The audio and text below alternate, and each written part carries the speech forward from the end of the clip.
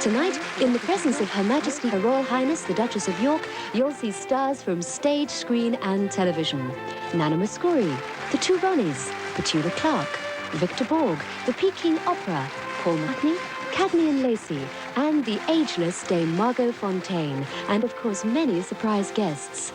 2,000 people have packed into this magnificent Theatre Royal Drury Lane to celebrate a night of entertainment. Would you please welcome now the BBC's Sue Lawley. Only in the year of its birth, 1912, was this truly a royal command performance. Then the King George V's telegrams to the likes of Harry Lauder, Vesta Tilley and Anna Pavlova, commanding them to appear before him and his Queen. Well, since then, only wars and Suez crisis have stopped the show from going on. Since then, Jack Hilton, Val Parnell and Lord Delfont have done the commanding, but the royal family have continued to be patrons of this glittering night. Tonight is Her Majesty's first public appearance since she spent a few days in hospital. She's being greeted now by Lord, the life president of the Entertainment Art Benevolent Fund. Her Majesty is joined tonight by Her Royal Highness the Duchess of York, the newest member of the royal family, making her first appearance at a Royal Command performance. Now the royal party of the Queen Mother's own chosen guests is complete, and they make their way into the theatre for a night to relax and enjoy themselves. I have the honour to present your programme to you. That'll be £1.50, please. Oh, no, you're not allowed to carry money, are you? Like a good Granville. Never mind, I'll have it delivered. Yes, it's nice. You'll get it later in the box. Have you got a letterbox in the box? I'll post it for you. Ronnie Barker, always available when there's money to be made for charity. As the royal party make their way to the royal box, the audience awaits them.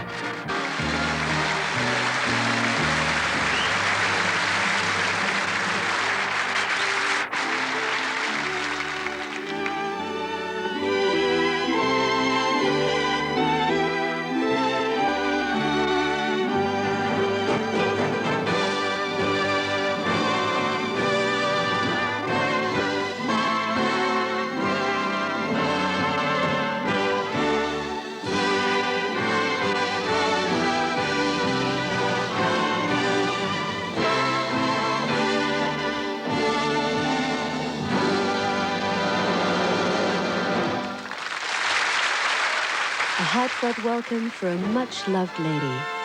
This is a night of variety, of music halls and theatres, of entertainment which dominated the first half of this century. Tonight, brought to life for us by the stars of today. Ladies and gentlemen, Mr. Peter Ustinov. Your Majesty, it's my happy duty to welcome you to the Royal Variety Performance in aid of a charity you know well, the Variety Artists Benevolent Fund. In fact, we are told this is your 21st appearance at such events.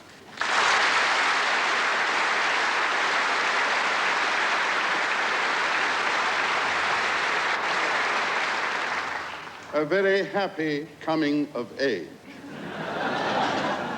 Before I do this, let me, on behalf of everyone here tonight, greet you back into active life from your recent indisposition.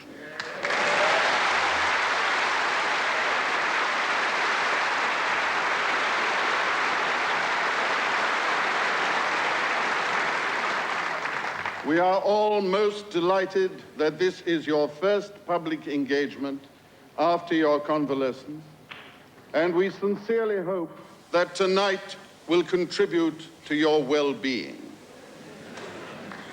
I've had the honor to know you for some considerable time and to have been infected by your errant merriment and charm. It used to be your habit, and I trust I give away no secrets of state,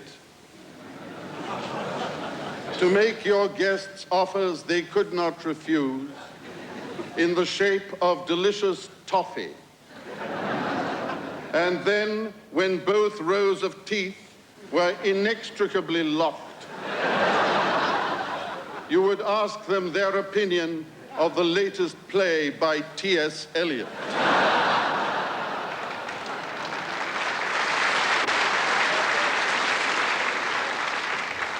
Despite your modesty, you must know how you are loved. And what is perhaps even rarer, the extraordinary affection in which you are held. Your presence is therefore most apposite on an occasion which is serious and responsible in intent, and joyous in spirit. Elegance and nostalgia from Peter Ustinov.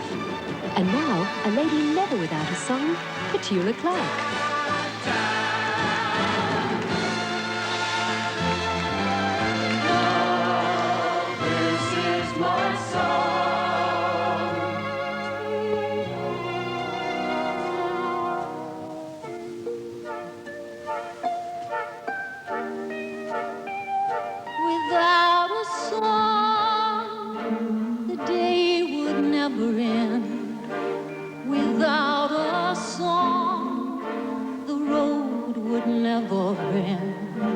When things go wrong, a man ain't got a friend without a song.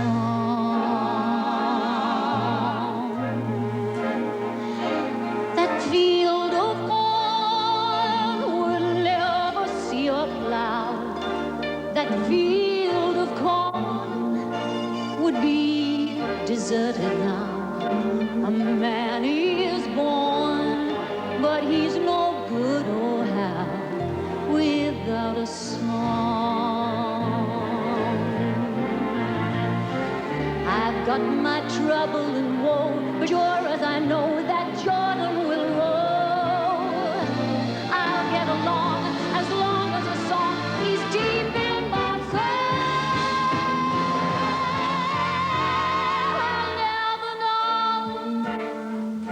What makes the rain to fall?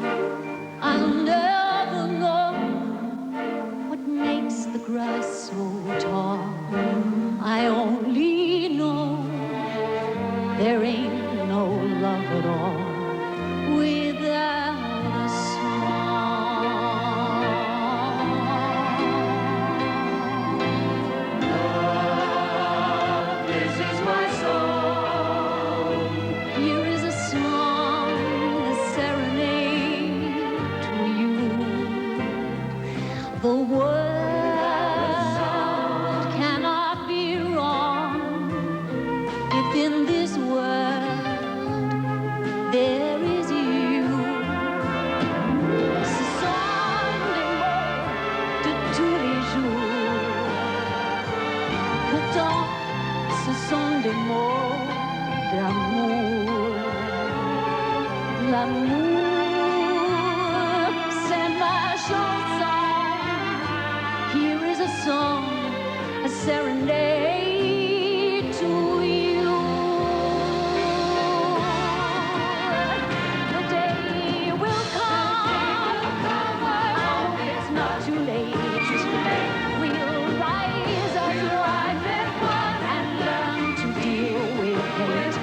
When love has won, how will we celebrate without a song?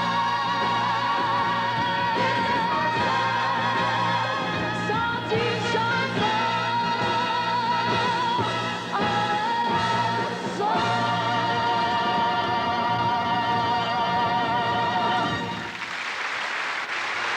Comedy. And from Denmark, Victor Borg entertains us after this break.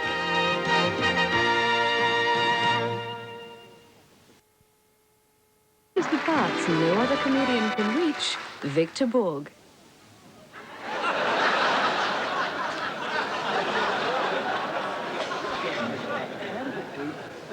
I'm a little short of breath because it has been a long day and I have been breathing all the time.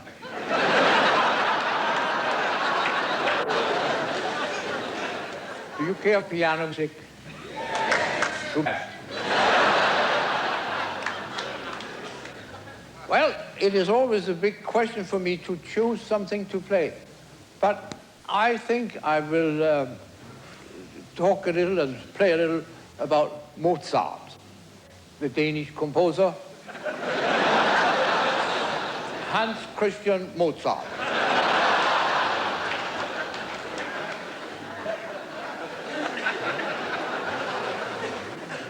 Mozart, as you know, was only from here up.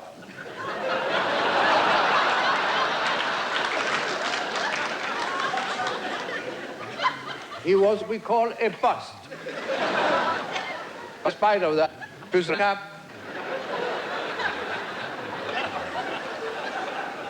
The scholars insist that he was fairly happily married.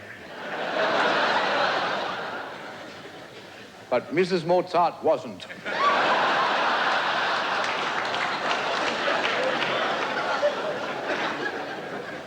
She went all the way to the floor.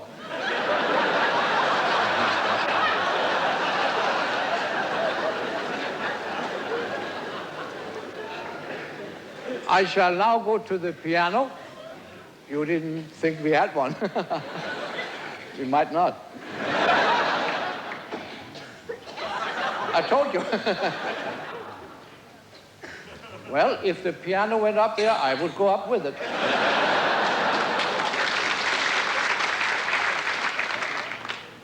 This is one big black key.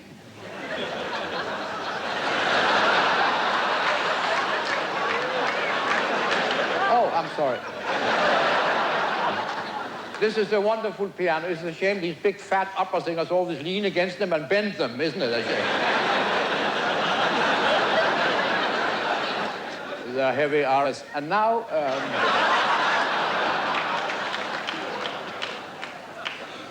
is this too drafty?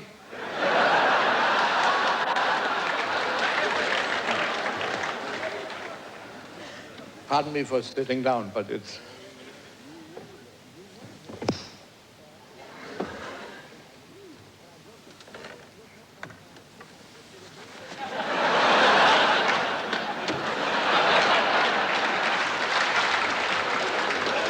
Actually, I have chosen to play the selection for which I've had most requests during many years on the stage. The last request was in 1936. And I can't remember what it was. There are three things. There are three things I can never remember.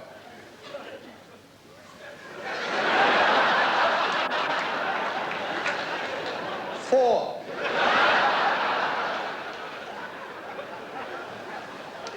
I'm going to play a Viennese waltz by a Viennese composer, Gärtner. When you hear this, that is the introduction to the waltz. Then when you hear this,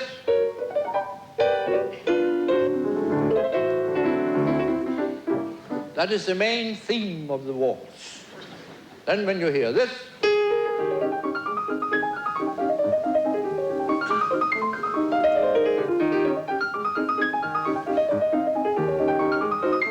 then there is definitely something wrong.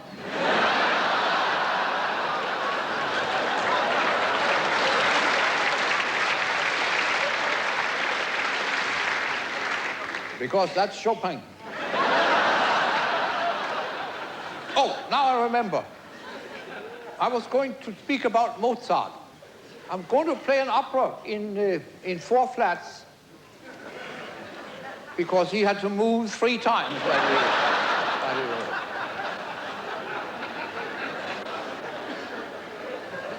It's a short opera. Actually, Mozart wrote it, but he had Salieri's name on it. That's not the point. I wonder what that thing is for here. Millions of people don't know what this thing is for. Unfortunately, I happen to be one of them. Now, anyway, it is a very short opera. It is only in 1 act. It begins when the curtain rises, otherwise you couldn't see a thing.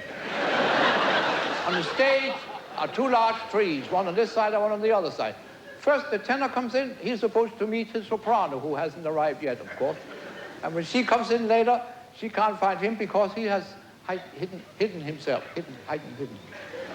Now, we're talking about Mozart, not hidden. behind the tree. Now, she hides behind the other tree because she wants to surprise him when he comes in later, which he doesn't because he's there already. It's very difficult. It's a cute plot, so to speak.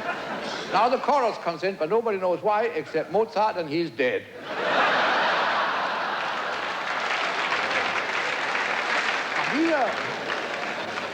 Now the father comes in, her father comes in, and he's very angry because he doesn't even want to be in the opera. Yeah, he hates opera, he hates it, and he decides he must die, she dies, and the curtain falls, but not hard enough. I take it to the opera where you just hear the overture, but as soon as the tour is over, the rest comes right with it. Conductor's footsteps when he enters the orchestra pit. He walks sideways.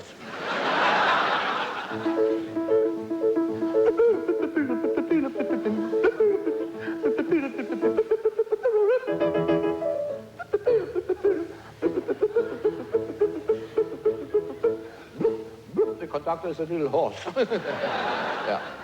Now the curtain rises, the tenor comes in from that side in a single file.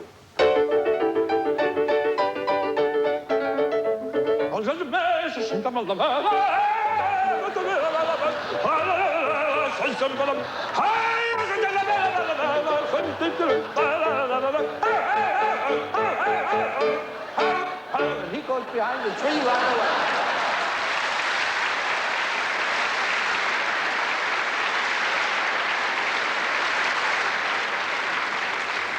Thank you, I'll shut. Now the leading lady arrives. She's supposed to fill the part of the soprano. She not only fills it, she overflows it. She's a big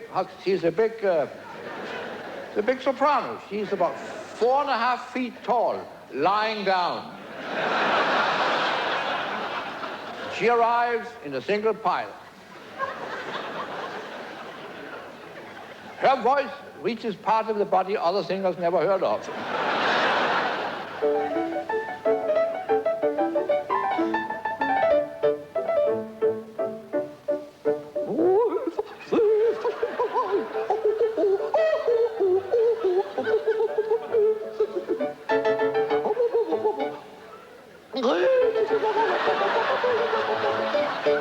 And she goes behind the tree and surrounds it completely. Now, while you were laughing and applauding, the chorus has been in and out, and yes, and the baritone comes in. He finds out that he's in the wrong opera. Yeah. So now the father comes in, the il basso.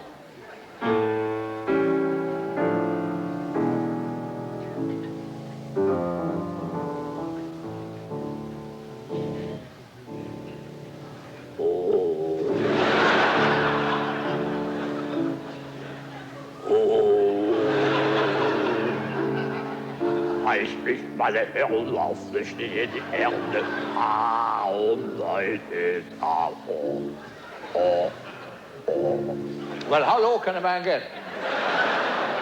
He has now told her all he wants to tell her, and she sings her death aria.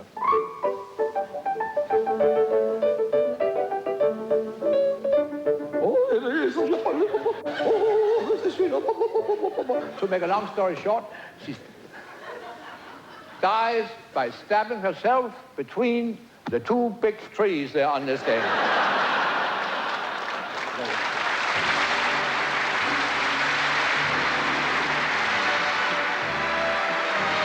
The wit of the inimitable Victor Borg.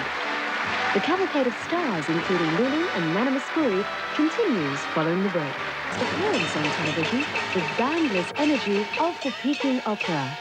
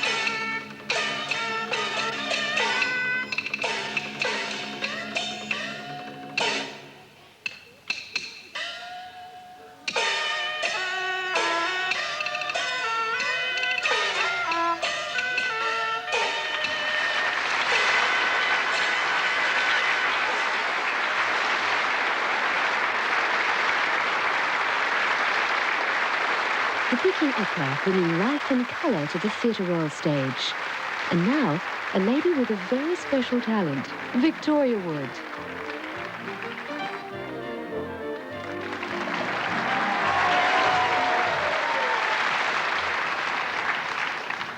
Hello. It's all right, you don't have to shout hello back. It's not Dick Whittington. No, it's a good job. I wouldn't fancy bringing the Peking Opera on in a spotted hanky. They were good, weren't they? I was worried when I heard they were on before me. I thought they might nick some of my material.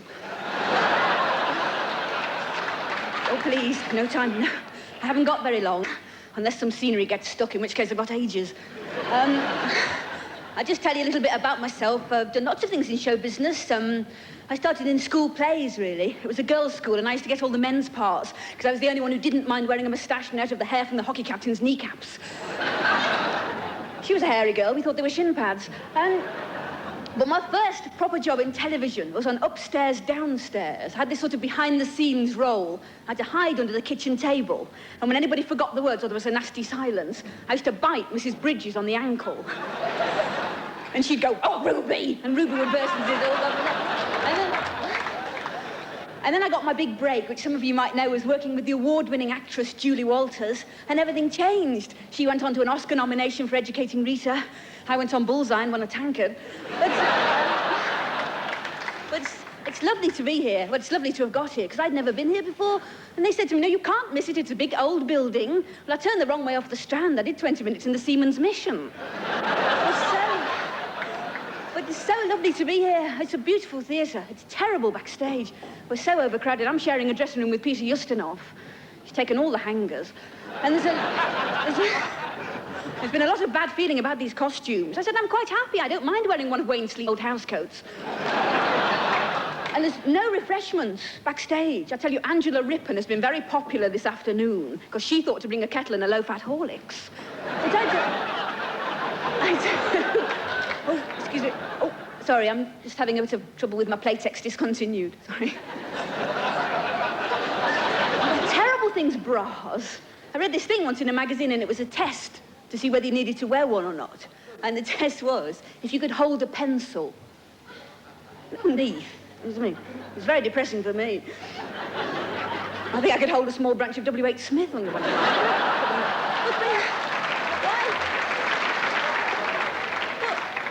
Why are bras meant to lift and separate, anyway? I mean, if God had meant them to be lifted and separated, he'd give us one on each shoulder. But I've been all round Covent Garden this afternoon. It's marvellous. The whole place is teeming with mimes and jugglers and all kinds of street performers. In fact, I bent over to tie my shoelace and got my own series on Channel 4. There were two buskers outside the theatre, actually. Janet Baker and Luciano Pavarotti. I only gave them 20 pence. And I felt they were a little over-emphatic in the legato section. And I've been shopping. I've been around all the antique stores looking at those lovely old things we just don't see anymore, like stripped pine fire guards and school textbooks. And I saw a beautiful sweater, and it was £160. I said to the woman, "Why is it so expensive?" She said, "Well, it's hand-knitted and hand-dyed, or for half price you can have a kit." I said, "What's the kit?" She said, "It's a sheep, 2 needles, and a felt-tip pen." And I went to the body shop. I said, "Have you got this in a size 8?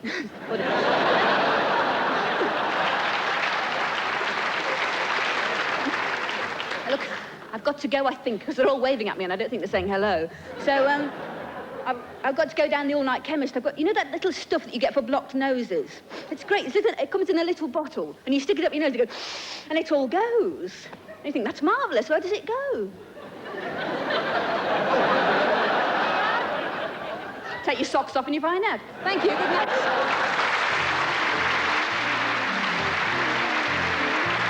Popular music along next with the irrepressible Lulu. There is in every Jason 2000. Singing that famous Johnny O'Keefe number, Lulu. The ball's too short. You miss out on the cushion comfort, as well as the air, essential for easy temperatures and sound sleep. Long and You know steady. you make me wanna shout. Look, my hands jumping. Shout. Look, my heart's thumping. Shout. On my head back. Shout. Come on now. Shout. Get to see you will. Yeah. Shout.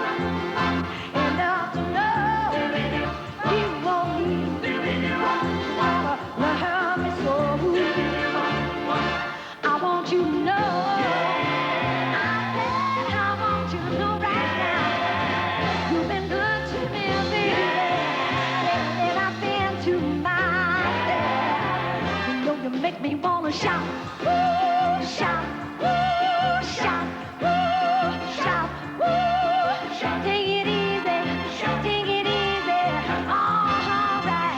Hey, hey, hey, hey, hey,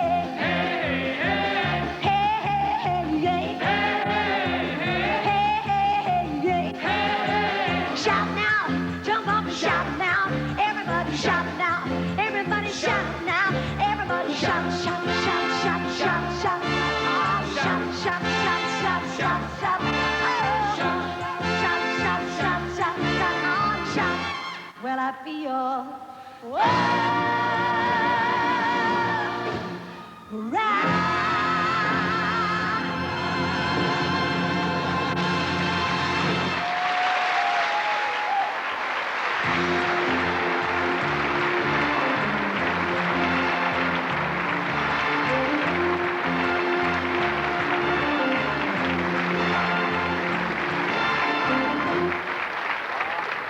That Lulu summing up decades of the BBC's dedication to rock and pop. And how, what a novelty to hear someone from Scotland saying, "It's my shout."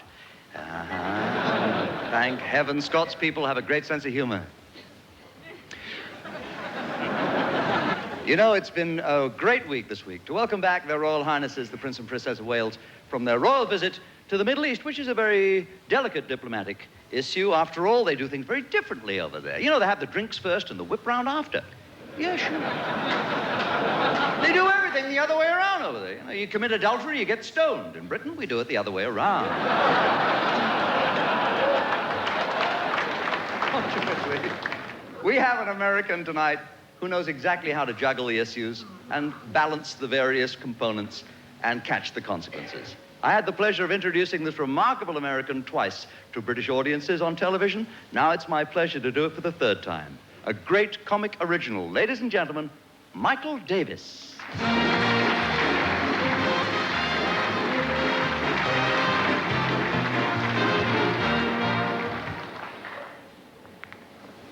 Good evening. My name is Michael Davis. Thank you.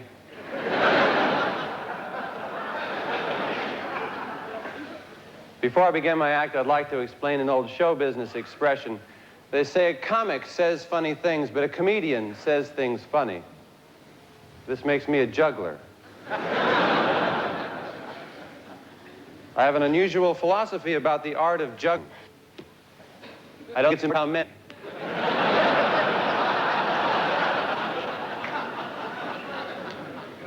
There are two ways to do juggling tricks: with applause and the way that we're doing them. No. Too late. Style. You want to be impressed.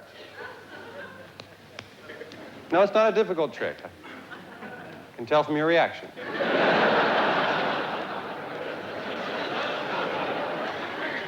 A really good juggler could do this and even look away.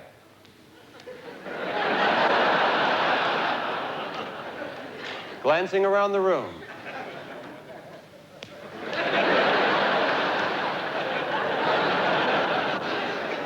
Glad you could make it. Nice dress, sir.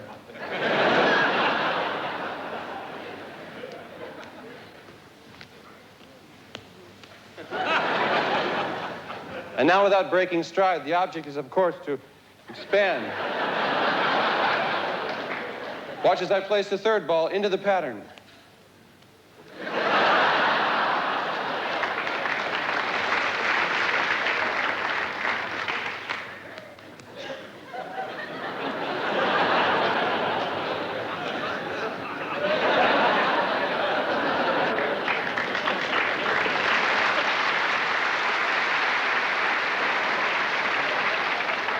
We'll do a few fancy tricks in case there are any jugglers in the crowd.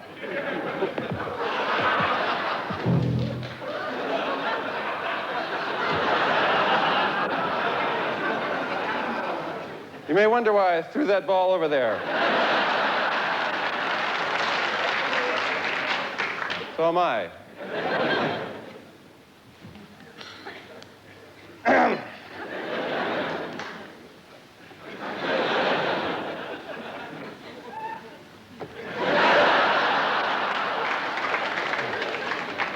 I'm only teasing. I can use all of these.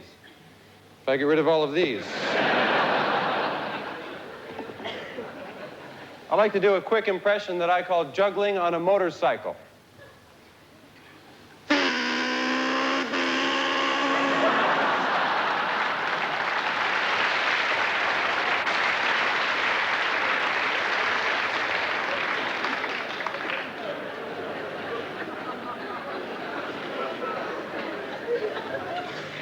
That was stupid. And so far, it's what we like the best.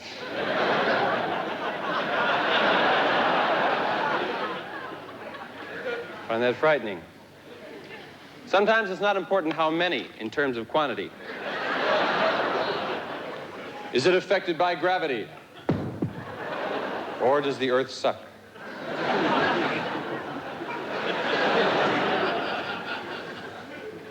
Sorry, I can't control my own sense of humor, but evidently you can, so. The bowling ball, which I will attempt to combine with an egg, natural enemy of a bowling ball.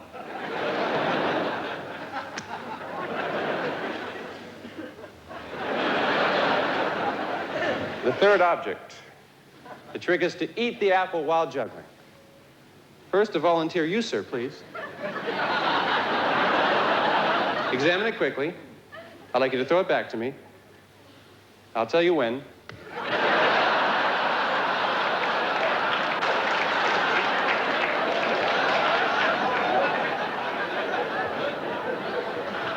I did mention I'm going to eat this apple, didn't I?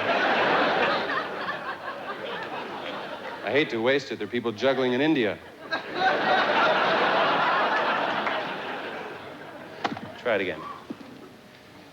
One more time. Wait. You must throw it at exactly the right time because your throw is the first throw of the juggle and I have the second throw.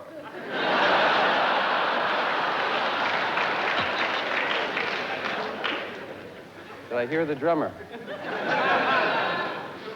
You must loft it high in the air so I can catch it and begin to juggle. I'm ready when you are.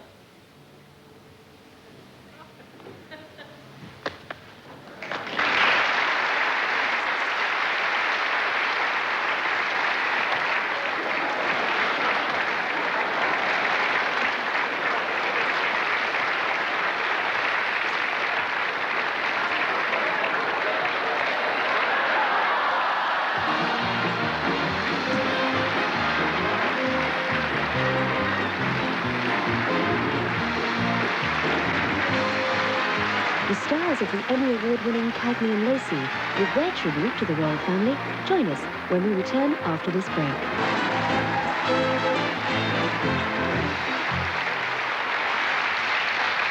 Good evening. I'm Sharon Gless. My name is Tyne Daly, but perhaps you know us better as the characters we portray. Sergeant Christine Cagney. And Detective Third Grade Mary Beth Lacey.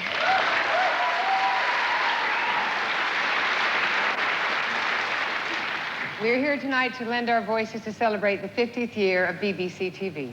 And to thank all of you for the generous reception that Cagney Lacey has enjoyed here in England. And to meet the royal family. Since when? Nobody told me about this. So, what's the problem? Well, I never met royalty before. Well, there's nothing to it. You just walk up to them and you curtsy. Curtsy? Yeah. Sharon, we're Americans.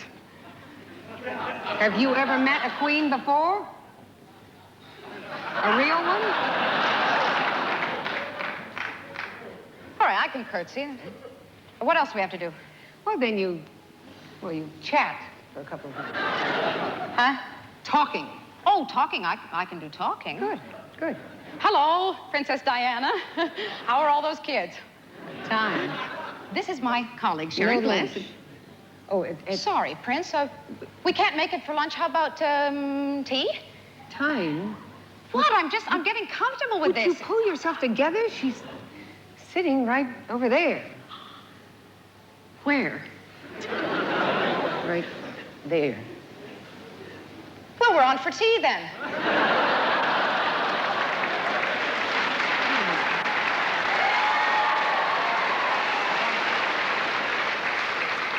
Look, I'm terribly sorry, but tea's off. Off? What do you mean? Yes, no, we've had tea, but Her Majesty has asked me to give you this cucumber sandwich. Well, somebody already ate it.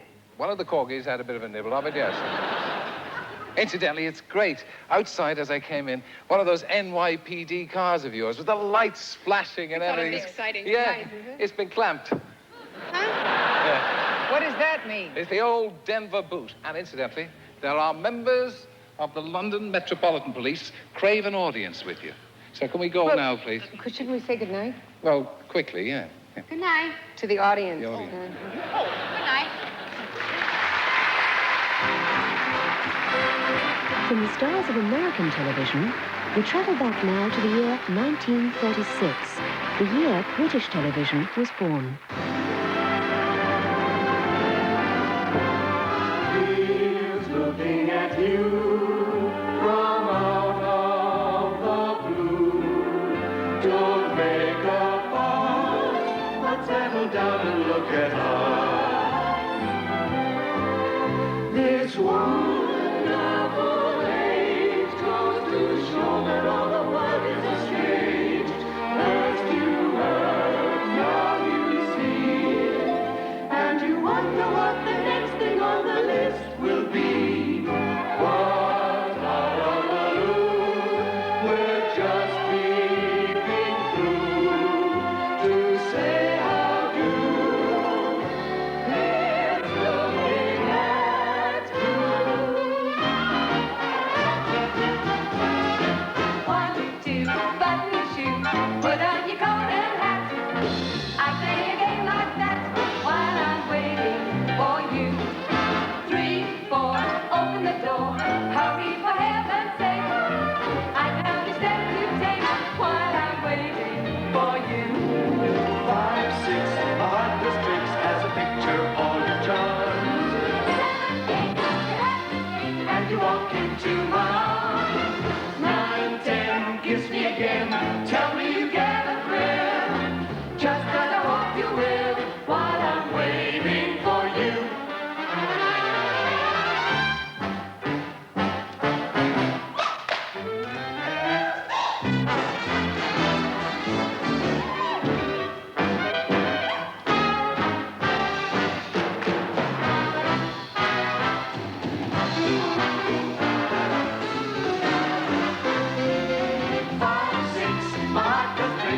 Picture all your charm. 7, 8, starting up the day and you walk into my arms.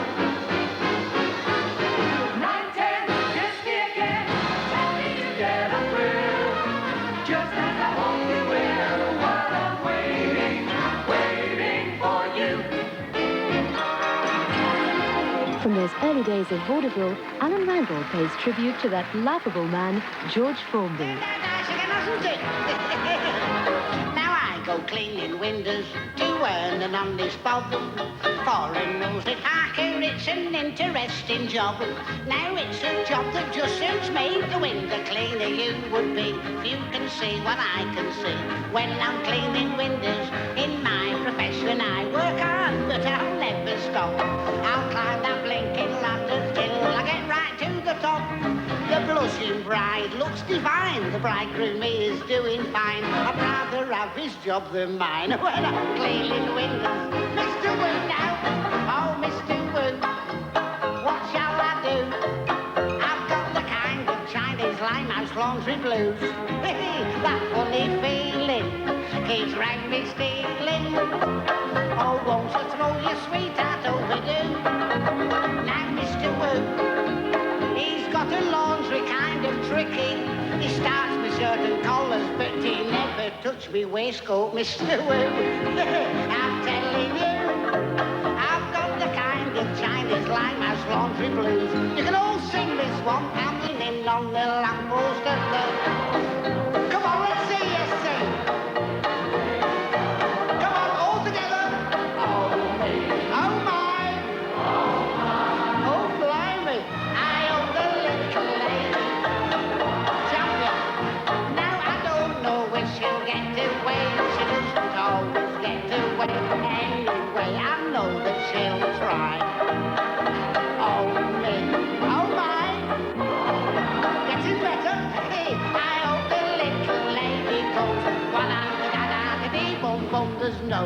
was the girl I could wait for, but this one I'd break any day for.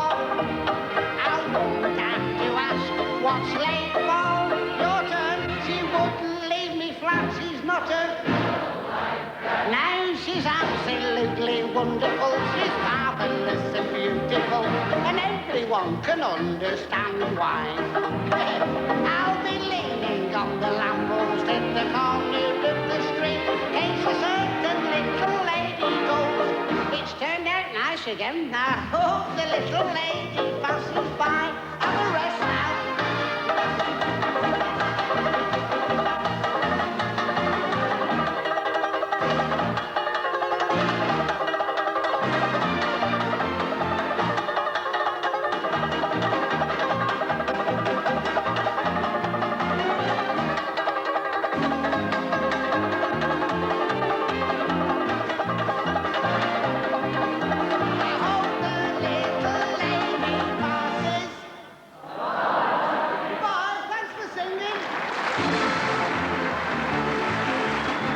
The nostalgia continues now as we make welcome Gert and Daisy, the Coronation Girls, as portrayed by Sue Pollard and Ruth MADOC.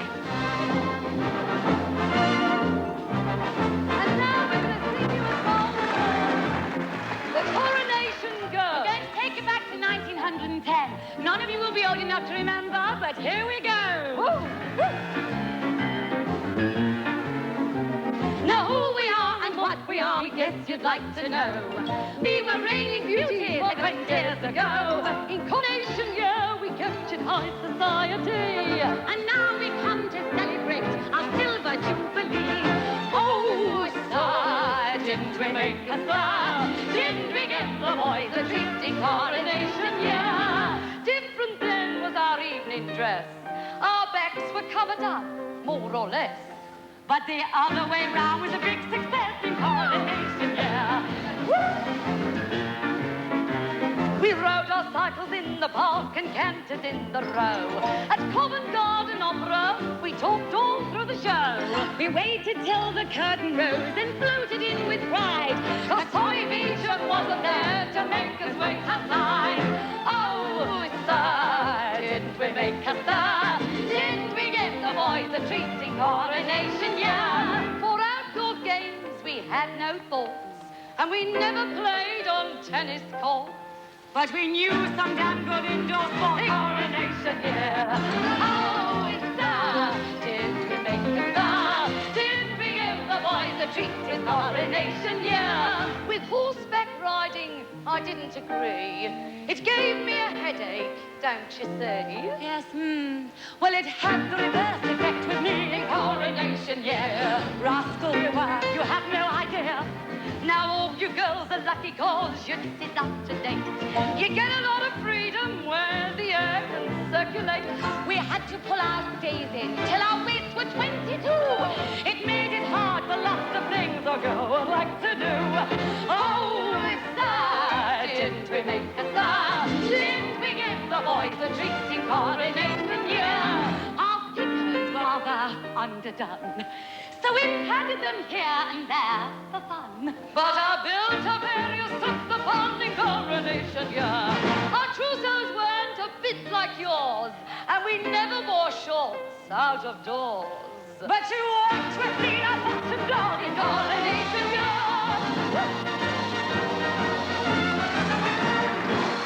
Music from another era with the beautiful Nana Mouskouri when we return after the break.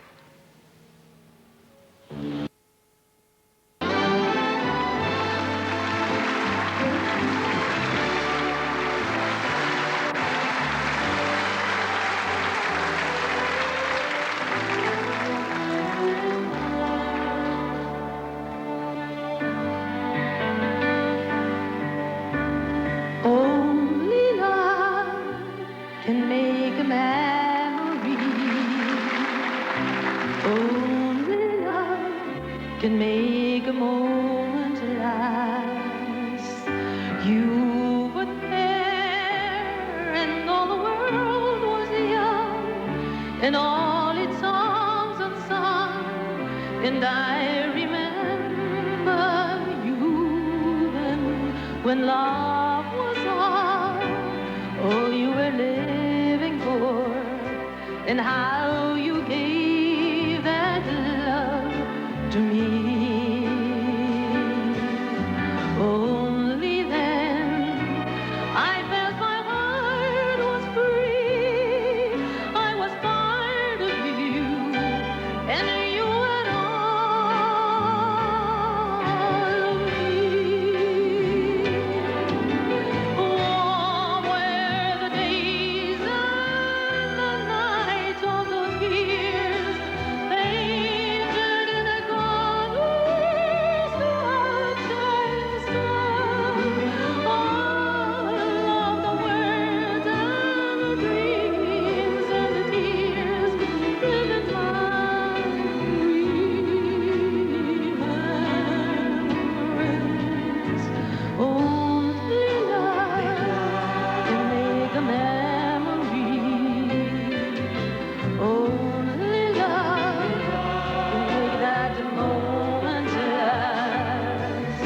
Life was new, there was a rage to live, each day a page to live, and I remember you then when love was all you were living for, and how you gave that love to me.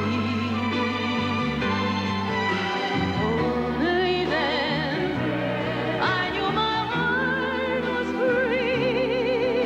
I was part of you, and you were all of me.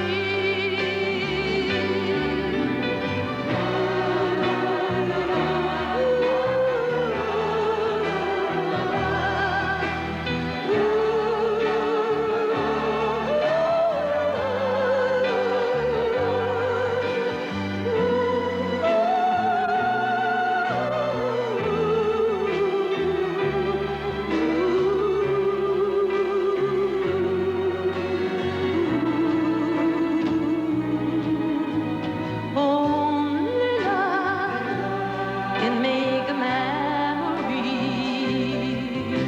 Only love can make that moment last. Life was new, there was a rage to live, each day a page to live, and I remember you then when love was all you were living for, and how you gave that love to me. Only then I knew my heart was free. I was part of you, and you were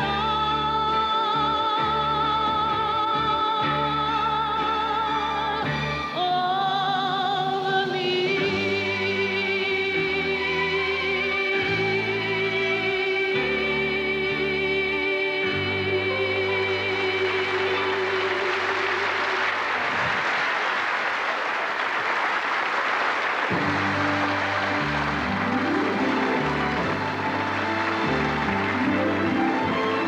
Turning the clock back now to the heyday of this Theatre Royal, do you remember the Bluebells?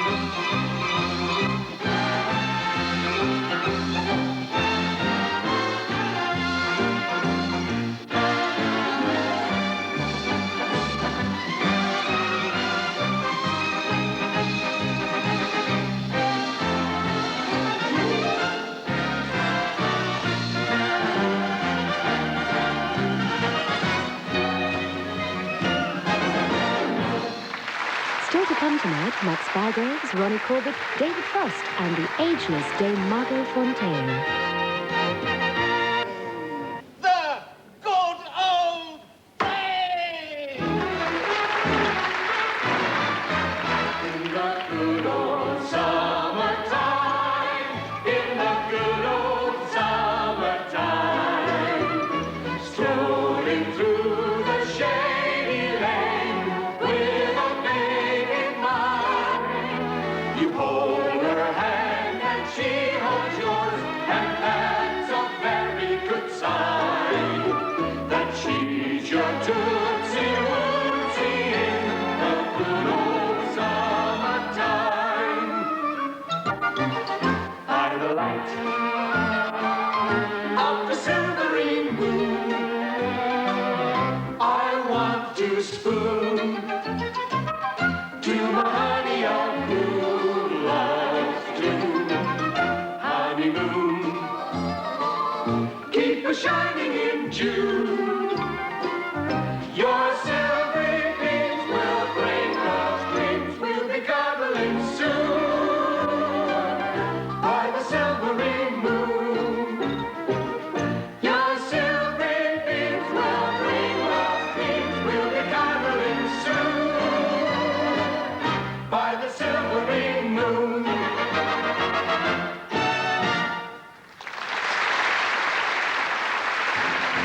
And no Royal Command performance would be complete without a dig at those people across the Irish Sea. Here now, Frank Carson.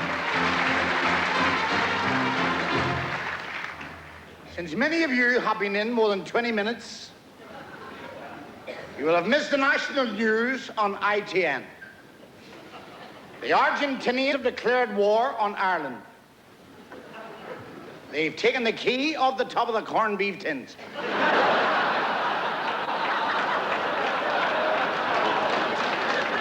That's a cracker, isn't it? And the English duck hunting team beat the Irish duck hunting team 634 ducks to nil. Paddy O'Hara said he knows what's wrong with the Irish team. They're not throwing the dogs up high enough.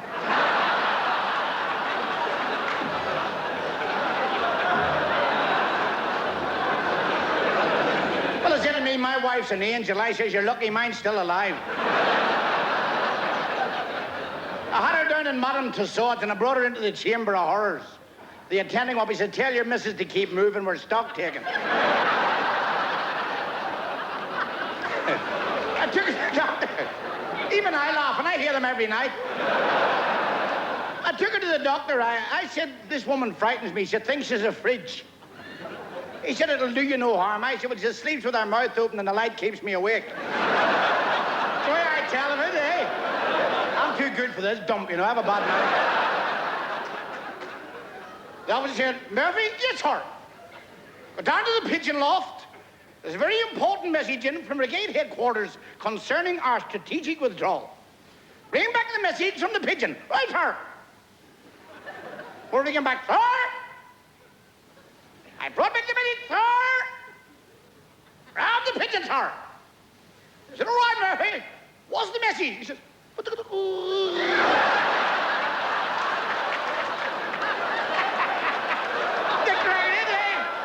Please crack at that one. What do you hear? Fellow said to me in the bar, have a look at this, Mr. Carson. Look, that's a Japanese hearing aid. It's the size of a grain of rice. There's a microchip system and 4 transistor batteries in there, plastic. See the Japanese? Their technology is so far in advance of ours, we'll never catch them up. That is the most sophisticated, advanced hearing aid. I said, was it expensive? He says, 20 past 7.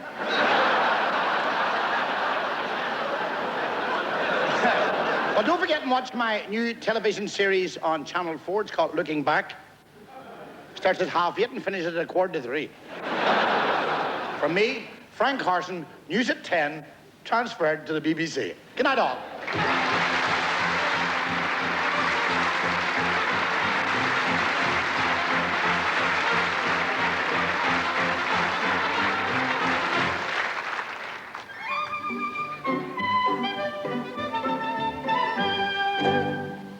There once lived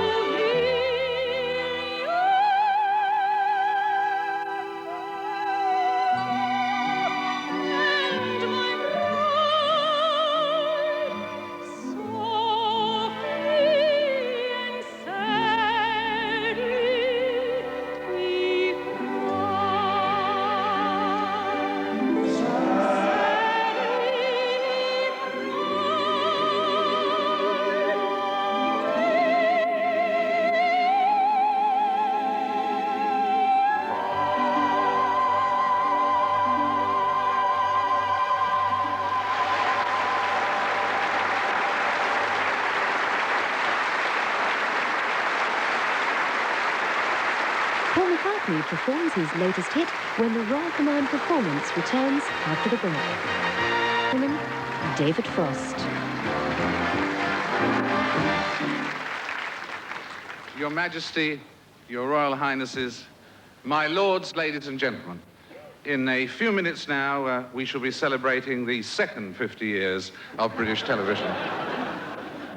But what a change there's been in the last 50 years of television, since statistics show that of every 10 people here in this theatre who own a home video recorder, 2 of them are probably being burgled at this very minute.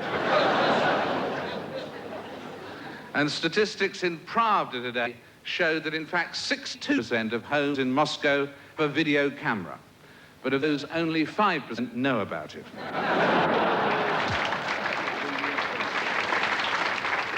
But going back to that week of November '62 and that whole month when TW3 started, there were 2 notable musical events in that particular month. Status Quo's first farewell concert and a group... a little-known group from Liverpool, who got into the charts for the first time with a song called Love Me Do. Well, with the Beatles, with Wings, on his own, Paul McCartney has gone from strength to strength.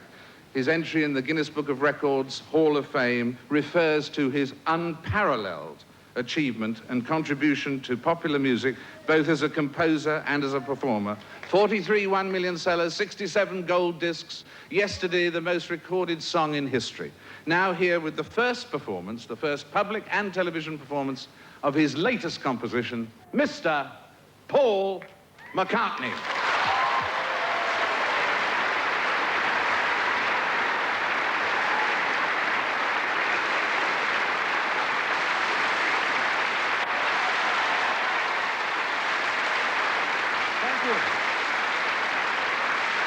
Thank you very much. Thank you. Thank you very much. This song is called Only Love Remains. You should take your love away from me. I'm only gonna want it back. I'll probably pretend I didn't see, but knowing me, I want you back again and again, till the world has lost its meaning, and love is all that stays. Only love remains.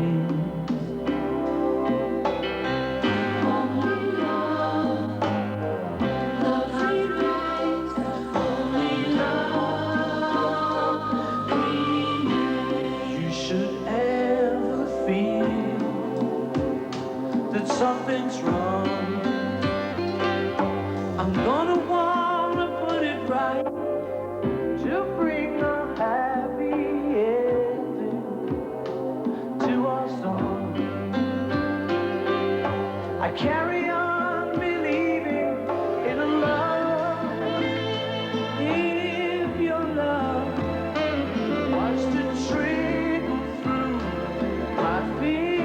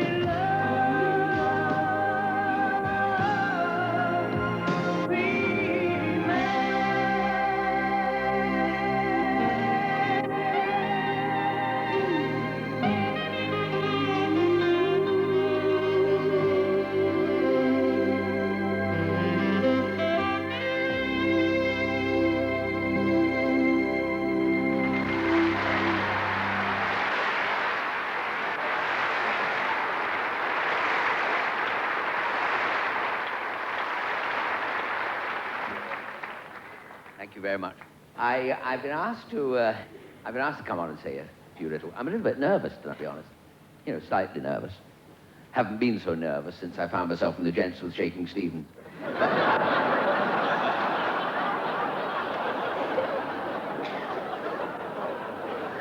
But I'm a little bit nervous because I'm rushed from London Airport because I've just come from America, travelled over on the new British Airways scheme. Yes, that as well. Whereby you have your breakfast in Los Angeles, your lunch in New York, your tea in London, and your luggage in Berlin. I have been over there. It's quite exciting because I've been over there making a film, my first American film, in which I play Dolly Parton's chiropodist. So I was working in the dark to a large extent. And wondering what to do, what to say tonight. You know, I was in some indecision because I took a course in the power of positive thinking. And I've been at it for 6 weeks. I couldn't make up my mind whether to stay or leave. But as luck would have it, I happened upon this very old diary at home the other day. I found this in the loft, this diary. Now, I'll be honest, I hadn't gone up to the loft to look for a diary, but there had been a bit of a row with the wife, a bit of a tiff, a bit of name-calling. And I'd gone up to look for my birth certificate.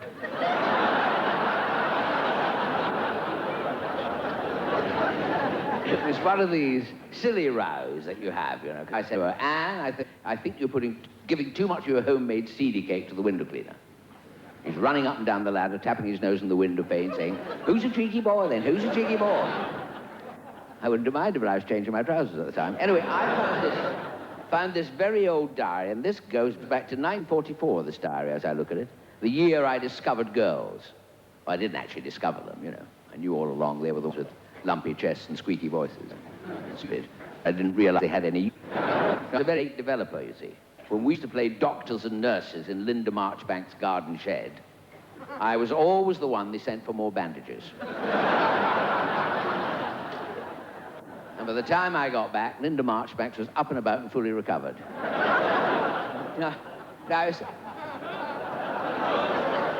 I was one of these slow starters because I used to have this fantasy in those days that Betty Grable would creep into my bedroom, put her hand down her blouse, and bring out 2 cup final tickets. Well, I went to see the doctor about that, of course. He was no help at all. He wanted to buy the tickets. But I used to make dates in those days and the girls wouldn't turn up. I spent so long standing outside the Odeon, they invited me to the staff parties. I went to them and they didn't turn up. I used to go out with this girl called Mabel Rat-Thrasher. They played girl, Mabel was. She was so plain, on a cold morning, without makeup, she could stun a police dog.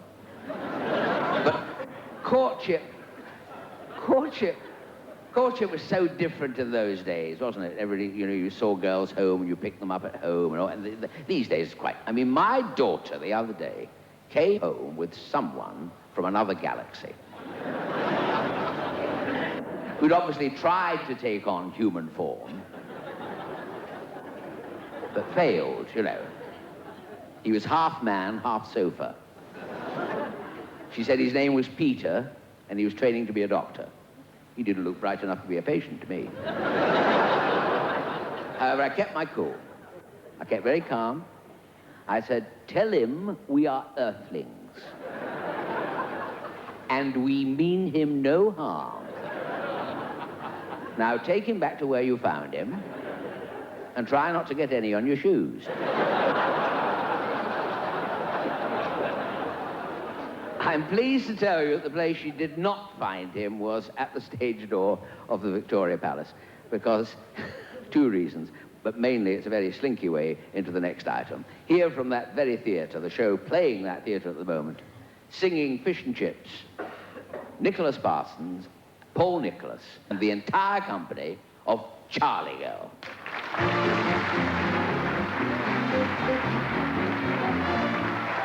Fresh fry, come and get your fresh fry. Fish and chips. Fresh Come fry. and get your fish and chips. Fish and chips, there we are, fish and chips. Now, you told me that your Uncle Henry swore by fish and chips. Me laws, ladies and gentlemen, me old Uncle Henry always said you don't bring out the real flavour unless you eat your fish and fried out of a paper. Would you say your Uncle Henry was partial to fish and chips? Partial to him. He made his flipping fortune out of them. Right. My Uncle Henry's got a shop down the high street with marble on the counter and a big glass door. My Uncle Henry's very famous down the high street, so let me tell you what he's very famous for. He found one day his customers was getting thin. They'd bust his fish and chip shop, but they'd not go in. So Uncle stepped outside, threw back his head and cried in a voice as loud as sin.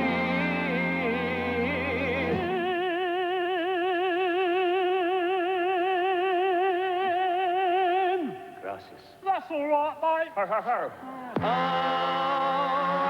Corno, sprazzo, rake, Billy di Dover, so Cubes, scampi, flakes, skate, mackerel, bite a show. I'll tell you, everything's fresh, newly fried, hot to the fingertips. You've never eaten till you've tried old Henry's fish and chips. Soon Uncle Henry was attracting a crowd there, all sorts of funny people like you never saw. But when they heard me Uncle shouting out aloud there, they came to see what all the blinking noise was for. From Acton Town to Hackney, Wick and all around, they flocked to Uncle's like it was a football ground. It was nothing. Obviously not. A fish he didn't sell, but still they paid him well. Just to hear his great new sound. What about that then? Oh, and a galon of sprazzo, rake, Billy di Dover, so chips or scampi, flakes or skate, mackerel, bite a show. Everything's fresh and newly fried, hot to the fingertips. You've never eaten till you tried old Henry's fish and chips. Soon Uncle Henry was assigning a contract for half a dozen records and TV and all. Not only that, someone else had been in contact and offered him a concert at the Albert Hall. But Uncle wasn't bothered by his rise to fame. He kept his fish and chip shop going just the same. Though now he made his cash at half a quid a bash, singing out his old refrain. Beautiful. And the song was sprazzo, rake, Billy di Dover, so Cubes or scampi, flakes or skate, mackerel, bite a show. Everything's fresh and newly fried, hot to the fingertips. You've never eaten till you tried old Henry's fish and chips. Woo! Now Uncle Henry's clientele, they inform us, includes 11 ministers and 1 MP. Dukes and their duchesses in numbers quite enormous, and chinless steps who send you up the family tree. When questioned by reporters on his great success, he never makes a speech, he merely says, I guess it's just because me voice is everybody's choice. Would you like to hear it?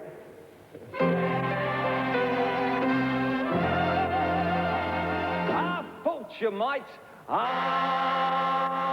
and it goes for your sprazzo, rake, Billy di Dover, so chips or scampi, flakes or skate, mackerel by the show.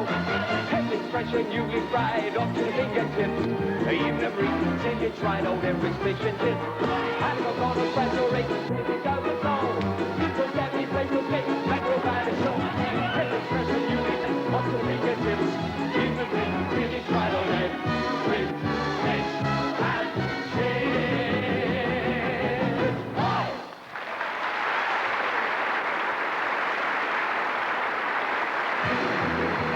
Nicholas Parsons, Paul Nicholas, and the entire company of Charlie Girl.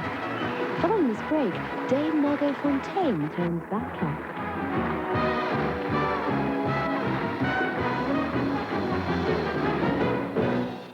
Fontaine.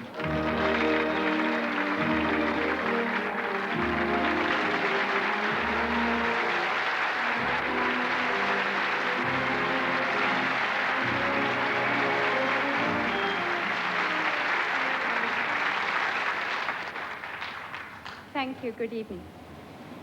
It is really an honor to be invited to appear in the Royal Command performance So I was thrilled when the BBC asked me to come over to introduce the segment on dancing, the part played by television during the last 50 years in bringing the whole spectrum of dance to a wide viewing public.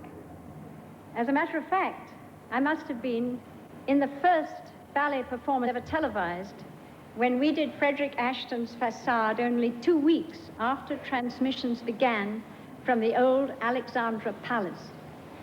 And since that time, the screens have shown a dazzling display of the world's finest artists of musical comedy, jazz, ballet, modern, ballroom dancing, every kind of dancing. And in the next few minutes, you are going to see a reflection of the wonderful first half-century of dancing on television.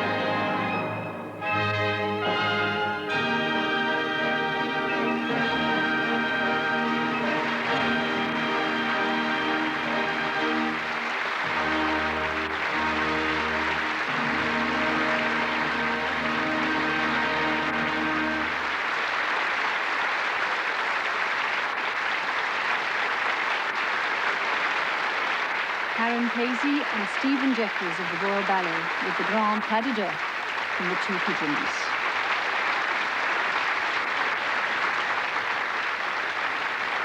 From the classical ballet to the world of come dancing, represented by the Peggy Spencer Latin American Formation Team.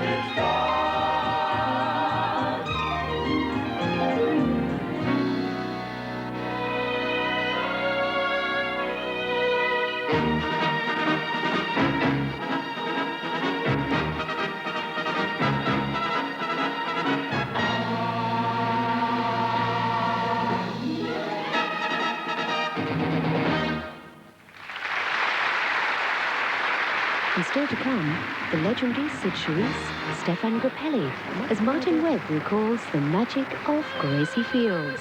Where are you now? Want to know that I'm for you. Frown, get off my brow. It's plain to see that from now on we're through. Tell yourself something morning and night. I feel that the world's coming in mine. Sing as we go and let the world go by. Singing a song we march along the highway. Say goodbye to sorrow. There's always tomorrow to think of today. Sing as we go, although the clouds are gray. Beggar or king, you've got to sing again. To you, a song and a smile, making life worthwhile. So sing as we go along. And let the world go by. Sing a song, we'll march along the highway. Say goodbye to sorrow. There's always tomorrow to think of today. Think of today. Sing as we go, although the skies are gray. Beggar or king, you've got to sing a gay tune. A song and a song, making life worthwhile. So sing as we go along. We're just beating through to say how blue. Here's looking at you.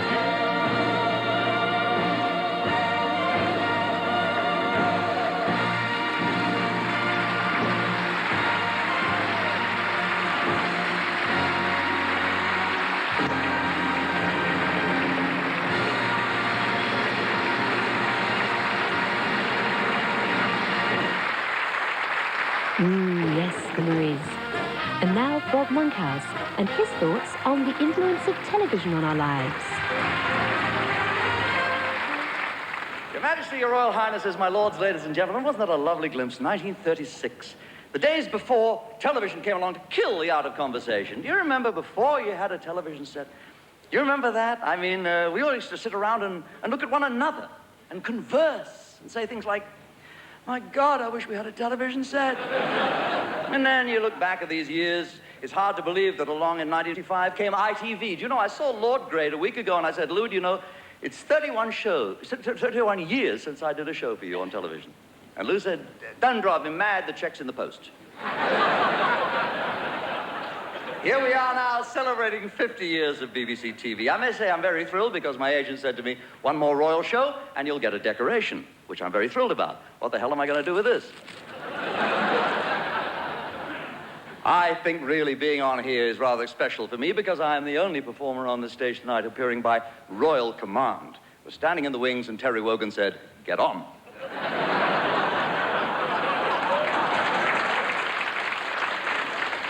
Terry, it was pointed out to me, appeared the other Friday for 6 hours on our television sets in one day, which I think is pretty nice of him to cut down like that.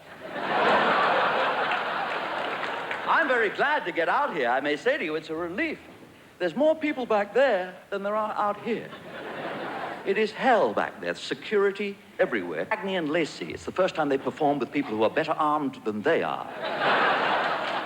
You can't get near a mirror. There were apes in the alley just now sharing a puddle. It's packed.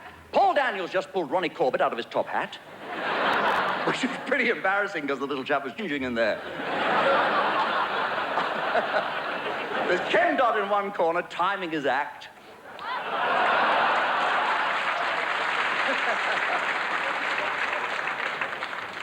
With a calendar and...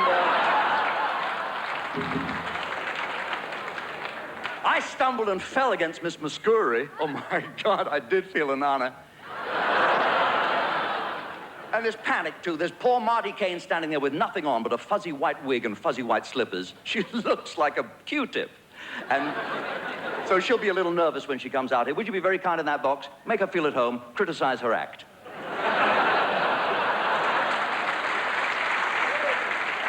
There is panic everywhere you look back there, really. And all the groupies at the stage door. Paul McCartney's old backing group showed up, and they were screaming. I couldn't look. I mean, it's bad enough to see schoolboys pulling the wings off flies. I don't want to see schoolgirls pulling the flies off wings. And the American contingent is magnificently represented. Of course, we have the lovely Cyd Charisse, who adores being in this country. Cyd loves it here, except people keep coming up to her and say, don't forget your British gas shares.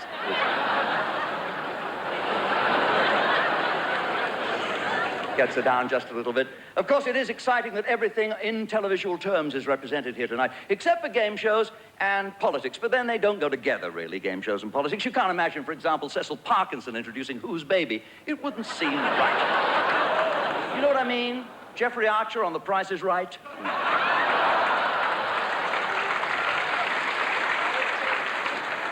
Sir Robert Armstrong on I've Got a Secret. I was delighted to hear tonight that Mrs. Thatcher is standing by MI5. Apparently she wouldn't buy her furniture anywhere else. She could explain why her cabinets keep falling apart.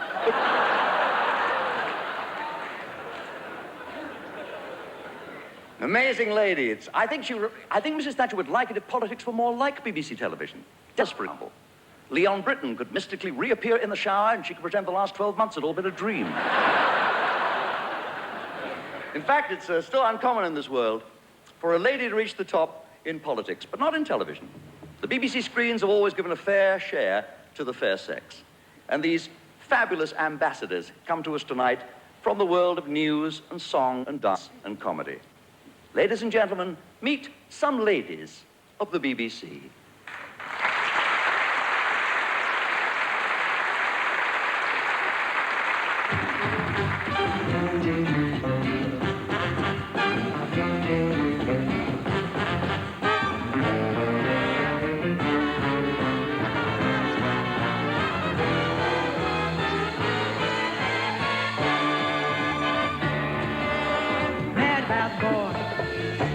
Stupid to be mad about the boy.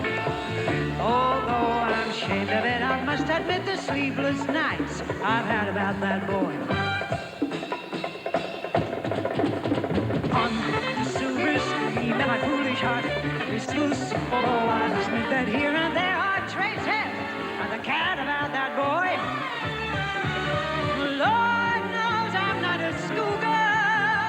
I really shouldn't care.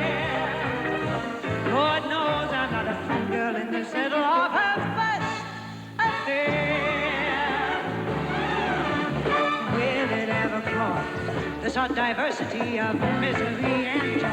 I'm feeling quite insane and young again because I'm mad about the boy.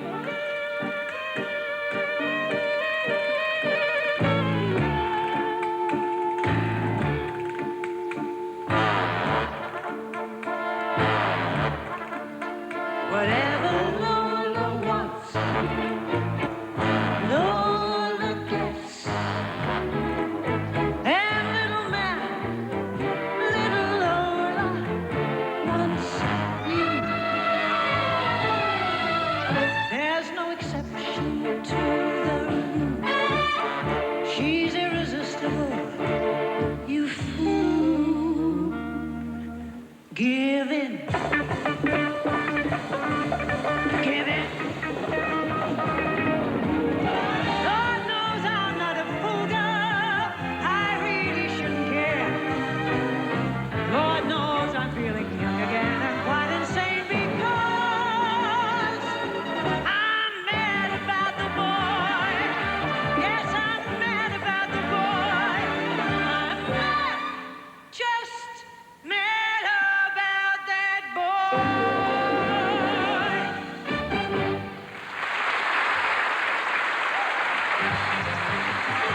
Cyd Charisse joins the endless list of stars from the four corners of the globe after this break.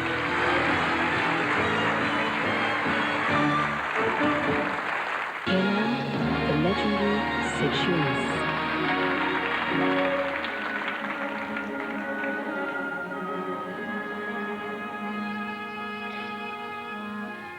When I hear music, I dance. Whenever the band begins playing, I find myself saying, let's go. When I hear music, I flip. I'm off on a trip into space to a fabulous place I know.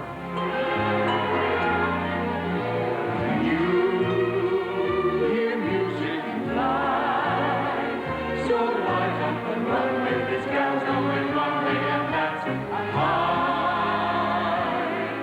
So make the music play on, exciting night, inviting on. Let's make it clear in advance what you think of a chance. When you hear music, you dance, dance, dance, dance, dance. I dance.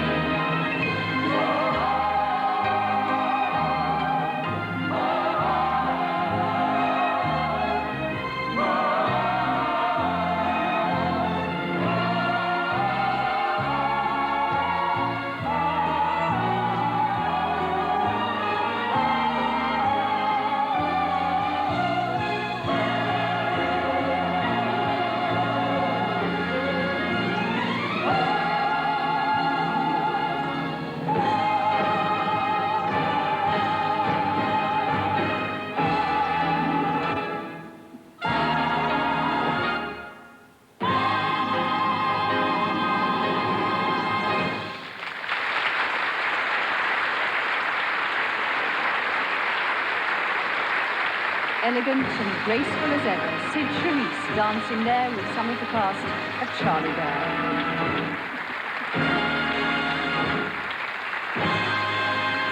We come now to an excerpt from the hit musical that's currently being here at Drury Lane, 42nd Street. It's called We're in the Money.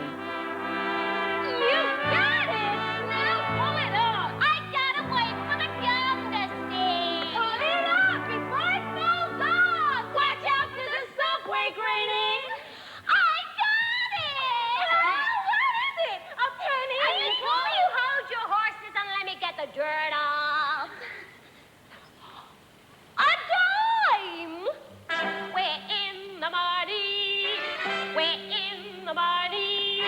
We've got a lot of what it takes to get along. We're in the Marty. The sky's the sunny. Oh, mercy, precious, you are through. You got us wrong. We never see a headline, their red line today.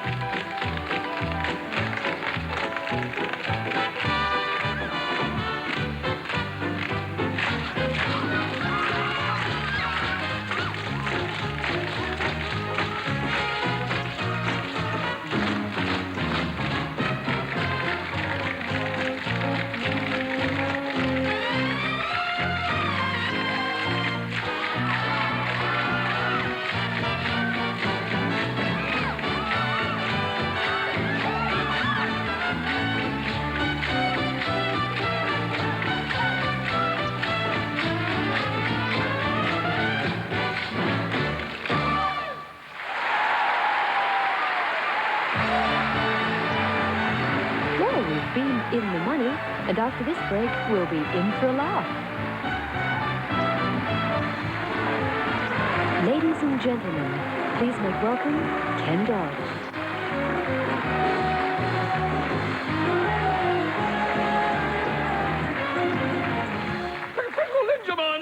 Lingerman, my Lord Mayor, Lady Mayoress, my gracious Lord Mayor, good Lady Mayoress. First of all, folks, I'd like to say how tickled I am, love, how full of plumptiousness to be here tonight in this magnificent... This is the first time I've worked in an MFI.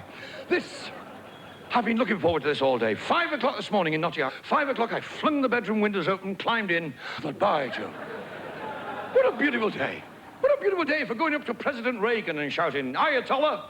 What? Now, ladies and gentlemen, you're probably wondering why we sent for you. I'm beginning to, actually, because what happened with me this afternoon, the BBC sent a car for me. Luckily, it missed. And, well, this is an educational show, this, you know, educational. When you go out of here tonight, you'll say, well, that taught me a lesson. Tonight... Oh, this gets you in the nerves, you know. The nerves, the stage fright gets you. You're standing and you're talking to yourself, so keep going, Ken. Pull yourself together. If your knees knock, tell them you're out. Remember, Ken, the audience are just as nervous as you are. Well, they will be, if they knew what sort of rubbish you're going to do for them.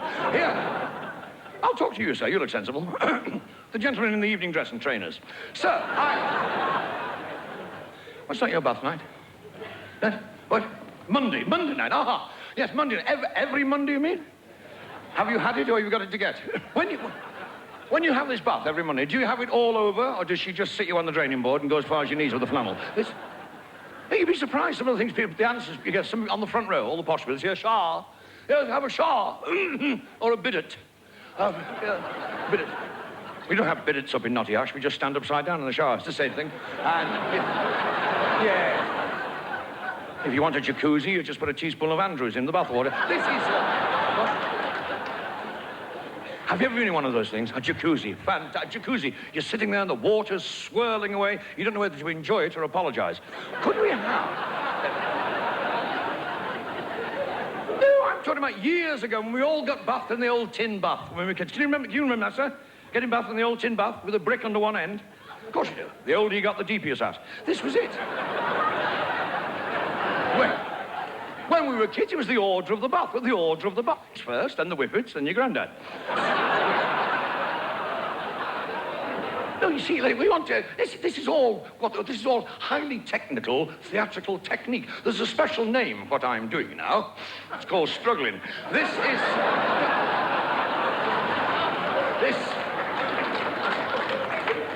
is what we call in show business audience participation. When I'm calling you,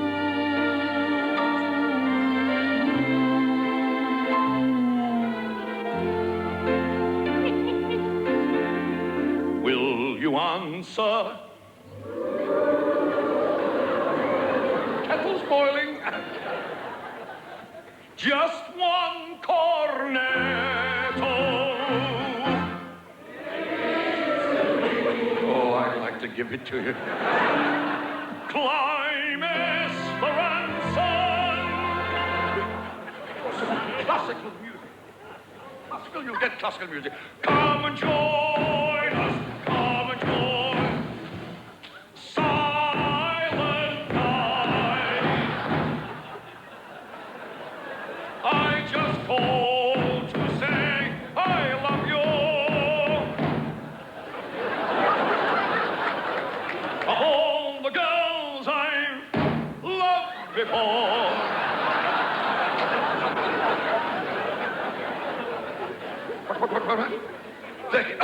Girls were made to love, and I could have all night. Well, years ago. She stood on the bridge at midnight. Her lips were all a quiver. She gave a cough. Her leg fell off and floated up the river. Do you know last night, do you know the night before? 3 little ditty men knocked at my door. One wore a top hat, one had a drum, and one had a pancake strapped to it. 1, 2, 3.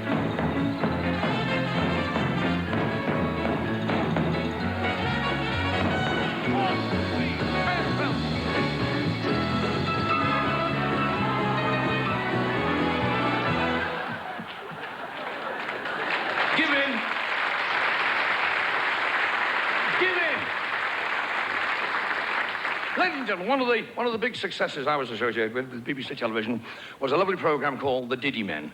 And a lot of you say, what happened to the Diddy Men? Well, tonight, they're still serving... I'll get rid of this first. The Diddy Men, they're still serving Queen and country. Please welcome, if you will, the soldiers of the Queen.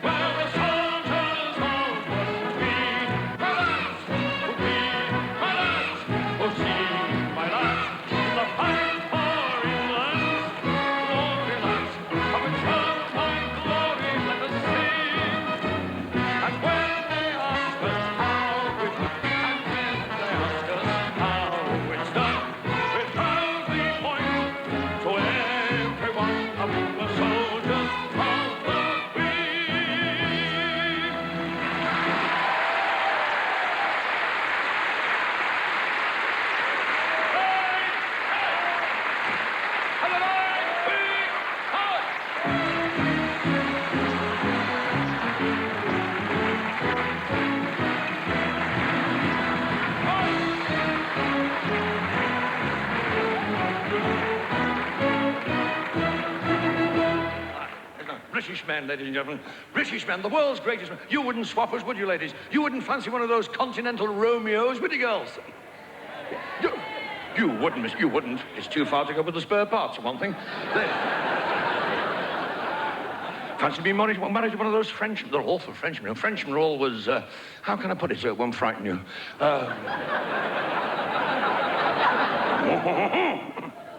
Shall I shock you? Do you know that the average Frenchman on a Sunday afternoon would rather than watch Match of the Day? Yeah, they're not normal like we are. So...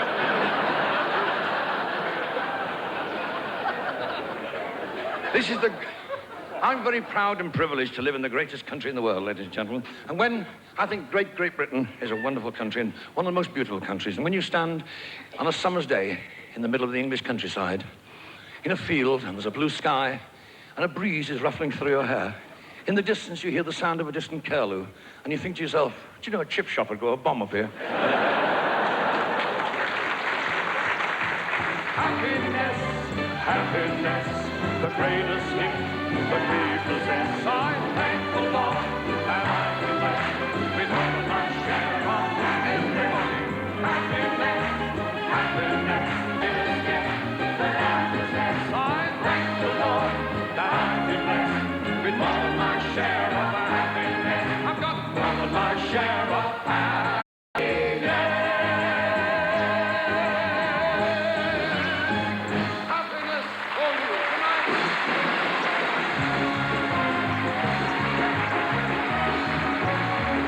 The zany comedy there of Ken Dodd. And after this break, the greater Bluebell Girls now, as Carolyn Pickles portrays the unforgettable Miss Bluebell. My name is Margaret Kelly, but everyone calls me Bluebell, on account of my blue eyes. I was born in Dublin, but I came over to Liverpool when I was 7 to live with my Aunt Mary. I remember her telling me, "A good life, my girl, is nothing but a collection of wonderful memories, so get on your feet and start collecting." These legs have carried me a long way since Liverpool, dancing across the world and back, and such memories. What do I remember most? Paris, the Folies Bergère, with Chevalier, Miss Guest, the great Josephine Baker, and of course, my Bluebell Girls. Oh, there are other memories, too. The terrible years of the war, the starvation, the rations, the hardship. But none of them could dim the lights on the rest. The liberation, the theatre's opening once again. My Bluebell Girls once more, the toast of Paris. I've got more wonderful memories than I know what to do with, Aunt Mary. What's that? Right. She says you don't just need determination to get what you want. You also need to know when to stop rabbiting on about it. So in a line now, girls, into your opening positions. Now, stop moaning. Quickly, quickly, we haven't got all day. Right now, I want to see some good, quiet girls. I want to see some good, brisk footwork this time. I would also like to see smiles on those faces if it's not too much to ask. Right, monsieur, are you ready? And 5, 6, 7, 8.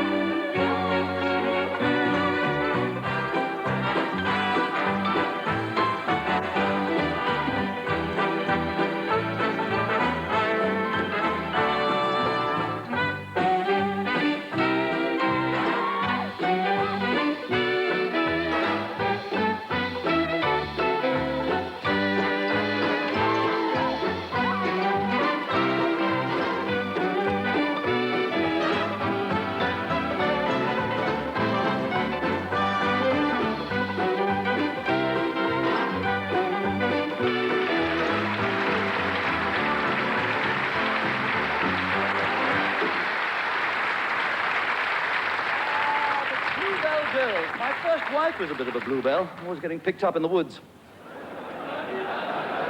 If laughter can overcome boundaries, then certainly music can do it even better. And in that 1936, the BBC television was born. Already the magic of wireless had conjured up the sound of the Hot Club de France. And most of us who were alive at that time were already addicted to the greatest swing fiddler of your lifetime or mine. Ladies and gentlemen, the great Stephan Grappelli.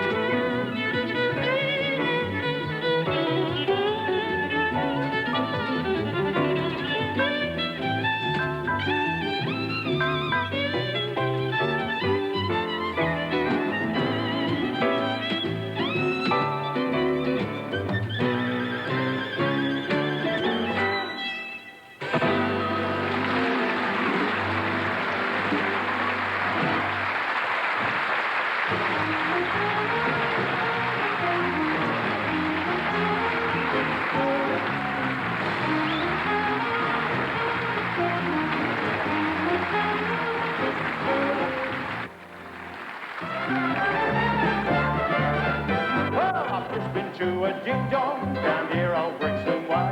Oh, Mother Brown, the pearly queen's 100 years today. Oh, what a celebration, it's proper la-di-da, until they rolled the carpet back and shouted nothing more. Oh, Lisa Mother Brown, Lisa Mother Brown, under the table you must go. E-I-E-I-E-I-O. If I catch you bending, I'll saw your leg right off. Knees up, don't get the breeze up, knees up, Mother Brown. Oh, my, what a rocking song, what a rocking song, what a rocking song. Oh, my, what a rocking song, and what a rocking singer too. What's them shuffling along? See them shuffling along.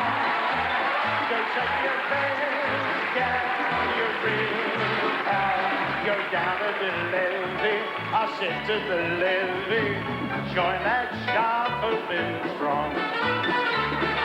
Hear that music and song, it's simply great, mate. Waiting on the levee, waiting for the rubber leaving. How you gonna keep her down on the bar after they see Carrie? How you gonna keep her from jazzing around, painting the town? How you gonna keep her away from home? That's the mystery. They'll never wanna see a record down. And who the heck can Polly Brewer down? How you gonna keep her down on the farm after they see Paris? Wakey, wakey! I've got a lovely bunch of coconuts. Here they are standing on the road. Big one, small one, some as big as your head. You give them a twist up to the wrist, that's what the show was in. Whoa! I've got a lovely bunch of coconuts. Everyone you throw will make you rich. There stands me wife, the idol of me life, singing roll a bowl of water, penny a fish. Singing roll a bowl of water, penny a fish. Singing roll a bowl of water, penny a fish. A roll a bowl of bowl, a roll a bowl of bowl, singing roll a bowl of bowl, a penny a fish. I've got a lovely bunch of coconuts. Everyone you throw will make me rich. There stands me wife, the idol of me life, singing roll a bowl of bowl, a penny a fish. Singing roll a bowl of bowl, a penny a fish. Singing roll a bowl of bowl, a penny a fish. A roll a bowl of bowl, a roll a bowl of bowl, singing roll a bowl of bowl, a penny a fish. Roll a bowl of bowl, roll a bowl of bowl, a penny a fish.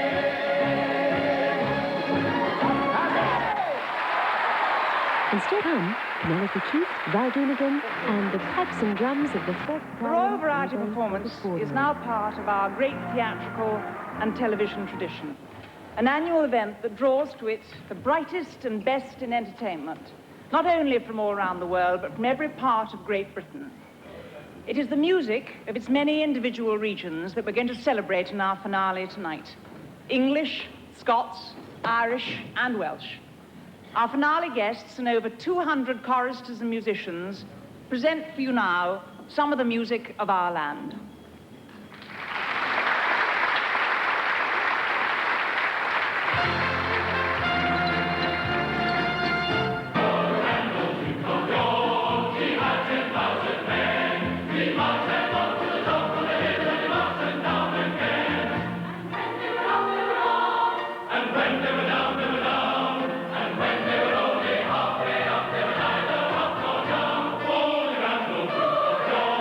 He had 10,000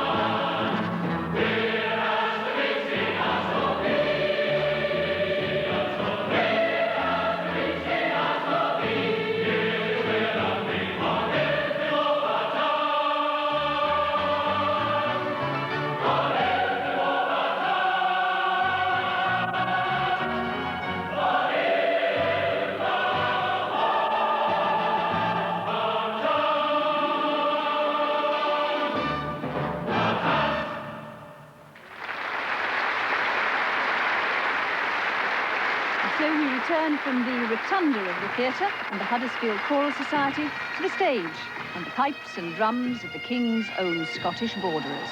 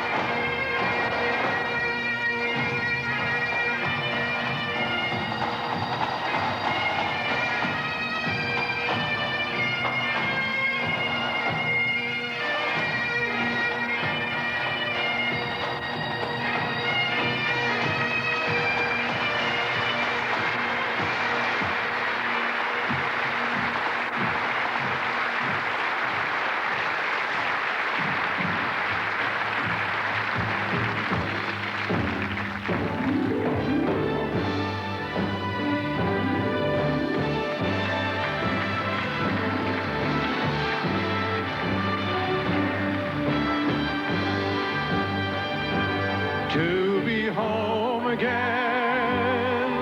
in my land, to be where I belong, where I belong.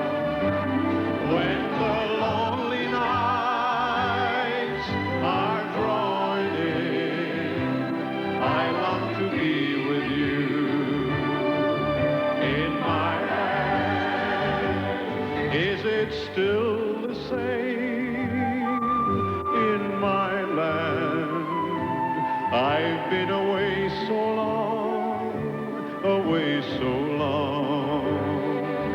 Are you still waiting there for me, my love? I'll soon be home again in my land. We'll sit by the fireside, we'll laugh and we'll sing. We'll walk down a country lane on a Sunday morning. I've waited so long to be with you again. Oh, how I yearn. Oh, how I yearn to be home again in my land, to be where I belong, where I belong. When the lonely nights are drawing in, I long to be with you in my land.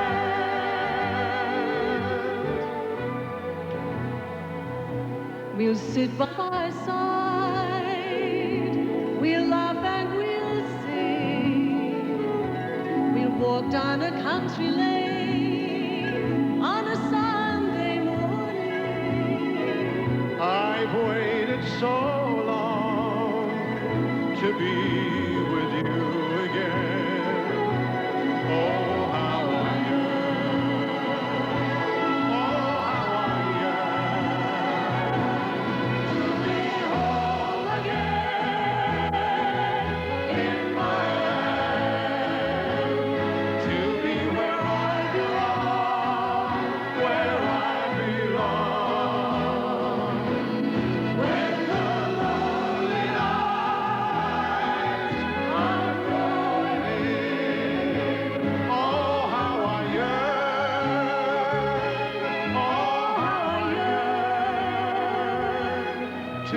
be home again, to be home again in my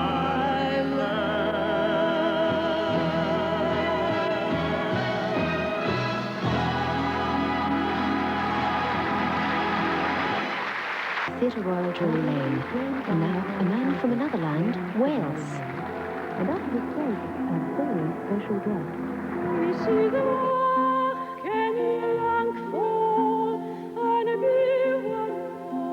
the fancy of being beguiled, your Gwenny's queen, a Carson, Betty, and now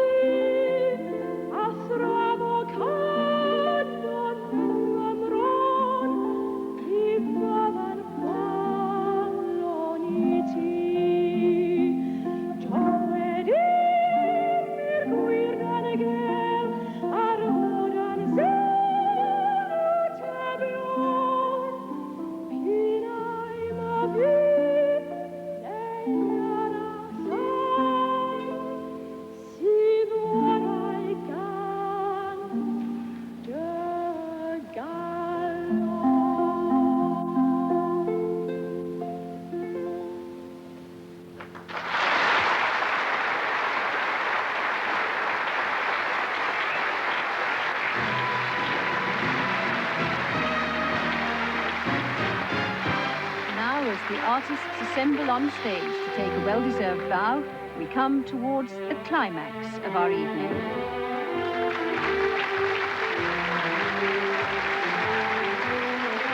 The Royal Variety Show dancers have made such a sparkling contribution this night.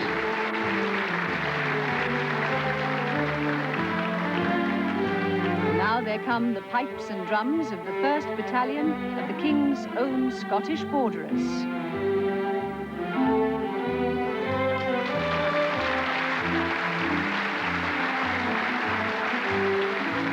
Spencer Latin American Formation Team. The cast of 42nd Street.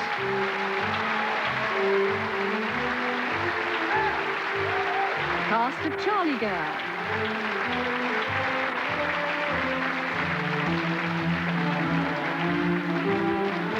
The Peking Opera.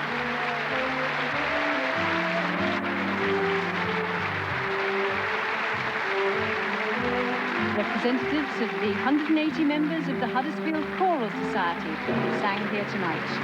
And now we await on stage the arrival of our final guest star, Dame Vera Lynn.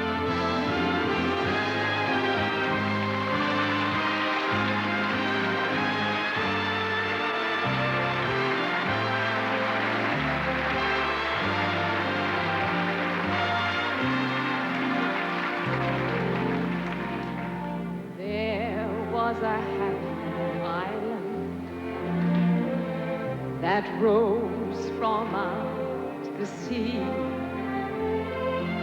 kissed by the morning sunshine and blessed by every breeze.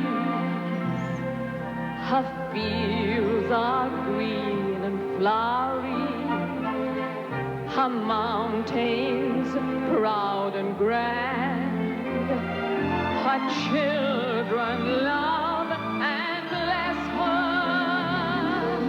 This is our home, our land, your land and my land, your England and mine.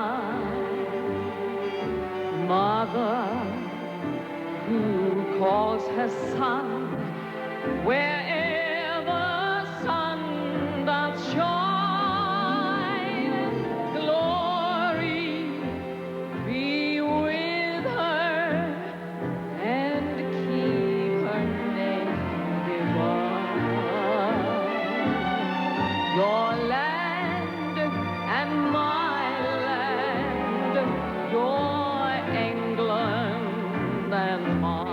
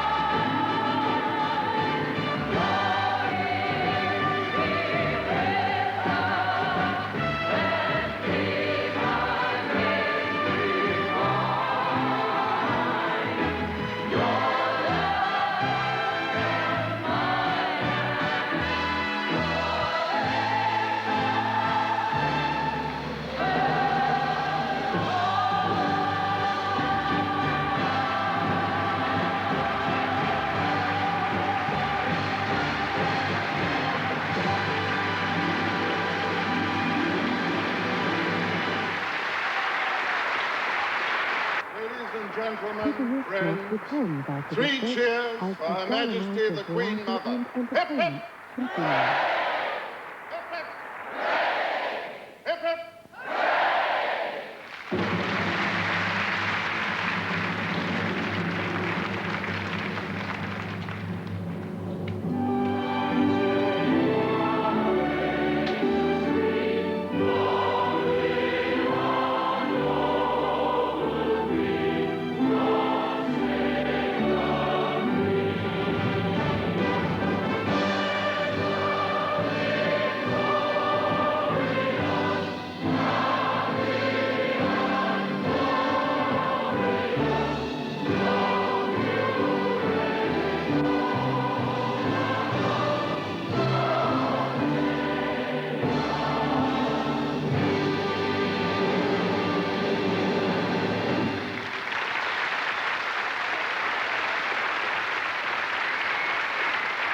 Now, Her Majesty the Queen Mother and the royal party go backstage to meet the stars who represent 50 years of television. 50 years of variety. Stars who, we hope she feels, put on a wonderful and a happy show for her tonight.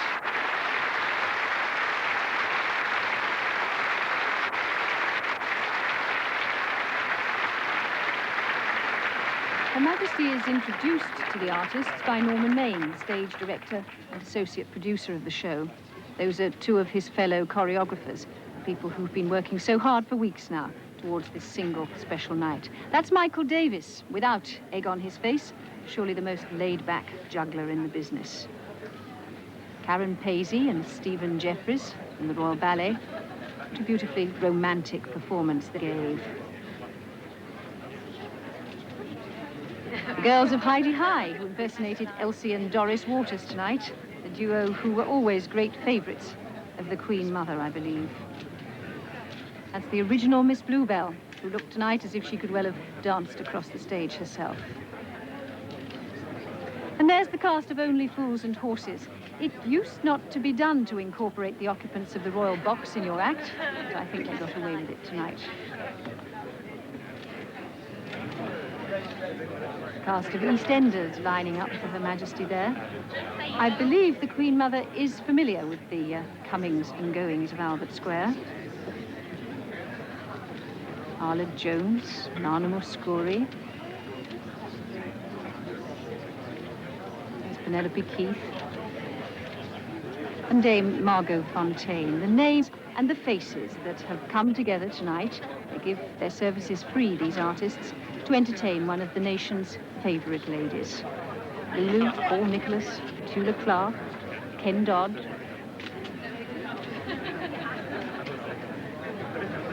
Val Dunican, Terry Wogan, and there's Victor Borger on the end there. And so the Queen Mother comes to the end of what is surely one of the favourite evenings of her social calendar. A night of entertainment, song, dance, and nostalgia. This was her first public appearance, as she told One Guest tonight, with her newest granddaughter, who bears now the title that once was hers, the Duchess of York.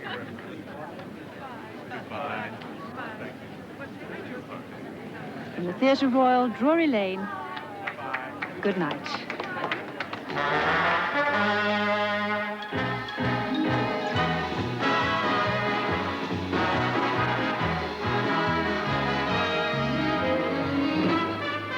What a great show. We hope you've enjoyed our special weekend of Queen's birthday celebrations here on 7. Stay with us now for a preview of next week's hilarious new Sunday night movie, Flying High 2, the sequel to the funniest disaster ever. That's next.